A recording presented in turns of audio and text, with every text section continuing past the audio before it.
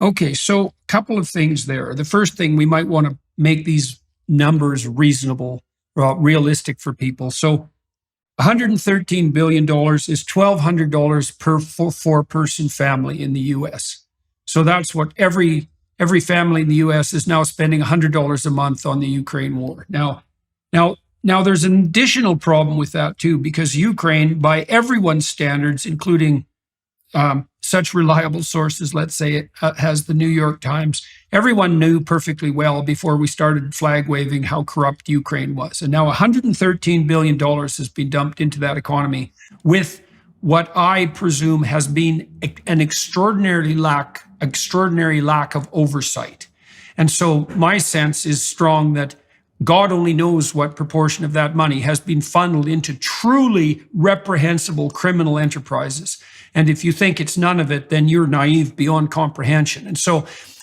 And when the government spends money like a drunken sailor, which is what it's doing in Ukraine, you can be bloody sure that most of that money isn't ending up where it's supposed to. It certainly didn't on the COVID front, for example. I think 40% of COVID government claims for subsidy were fraudulent, something like 40%. And if it's only 40% of what we're spending in Ukraine that's going to criminals, that would be a bloody miracle. It's probably more like 95%.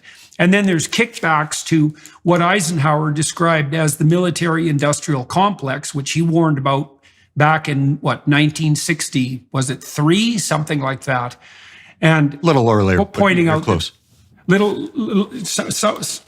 late 50s, early 60s, pointing out that emergent collusion at the upper echelons between, let's say, defense contractors and government was what he believed would pose the most signal threat to the stability of, American democracy, certainly, but also the world in the decades moving forward. And so some people are making an awful lot of money off this war.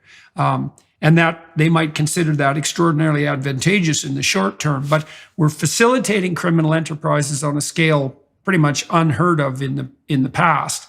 And we have no idea exactly what our money is being spent on in relationship to the furtherance of the military-industrial complex. And so that's also a negative consequence of the war, that this false, democracy flag-waving masks. And that strikes me as additionally naive over and above the fact that we're flirting with, as far as I'm concerned, we're already in World War III.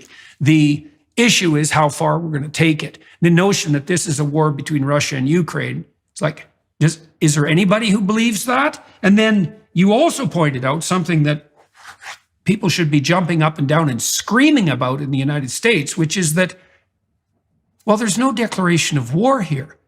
And so, but you're in a war. And so how the hell did that happen? Well, we're pretending it's not a war. Well, I don't know if that's sufficient reason to bypass the constitutionally mandated requirement that war is declared by Congress. Yes, it's